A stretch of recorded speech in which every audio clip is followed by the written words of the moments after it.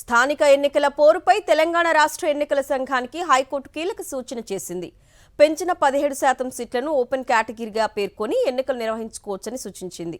సర్కారు జారీ చేసిన ఉత్తర్వులు సుప్రీంకోర్టు తీర్పులకు విరుద్ధంగా ఉన్నాయని పేర్కొంది. మొత్తం రిజర్వేషన్లు 50% మించడానికి వీల్లేదని తేటతెల్లం చేసింది. బీసీ రిజర్వేషన్లను పెంచుతూ తెలంగాణ సర్కార్ జారీ చేసిన జీవో 9ని హైకోర్టు సీజే ధర్మాసనం నిలిపివేసింది. దీంతో పాటు మండల, జిల్లా ప్రజా పరిషత్లు, గ్రామ పంచాయతీల ఎన్నికలకు సంబంధించి పంచాయతీరాజ్ చట్టం 2018లో రిజర్వేషన్లను మారుస్తూ సెప్టెంబర్ 26న జారీ చేసిన జీవో నెంబర్ 41, 42పై కూడా స్టే విధించింది. ప్రస్తుతం తాము పూర్తి స్థాయిలో మెరిట్స్లోకి వెళ్లడం లేదని తెలిపింది. వికాస్ కిషన్ రావు గవాలి కేసులో సుప్రీంకోర్టు రిజర్వేషన్లు 50% మించవద్దని నిర్దేశించింది. దీన్ని పాటించడంలో రాష్ట్ర ప్రభుత్వం విఫలమైందని వ్యాఖ్యానించింది. బీసీలకు 42% రిజర్వేషన్లు కల్పిస్తూ ఇచ్చిన జీవోలను ఈ కోర్టు నిలిపివేసినందున రాష్ట్ర ఎన్నికల సంఘం పెంచిన 17% సీట్లను ఓపెన్ కేటగిరీ సీట్లుగా నోటిఫై చేసి స్థానిక సంస్థల ఎన్నికలు నిర్వహించవచ్చని తేల్చి చెప్పింది.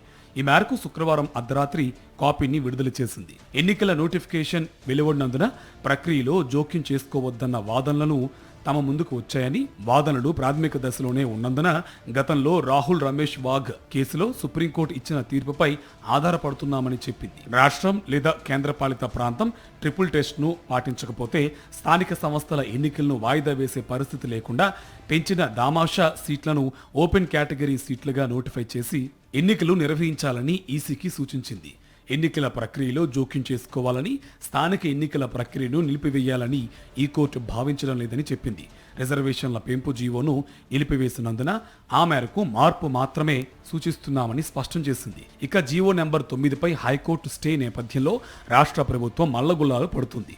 మున్ముందు ఏం జరుగుతోందోనన్న చర్చ రాజకీయ వర్గాల్లో జోరుగా సాగుతోంది. హైకోర్టు స్టే నేపథ్యంలో పరిస్థితి మళ్లీ మొదటికి వచ్చిందని అటు రాజకీయ వర్గాలు, ఇటు బీసీ సంఘాలు భావిస్తున్నాయి. హైకోర్టు ఇచ్చిన తీర్పుపై రాష్ట్ర సర్కారు సుప్రీంకోర్టును ఆశ్రయిస్తుందా లేదా అన్న దానిపై కూడా భిన్న వాదనలు వినిపిస్తున్నాయి.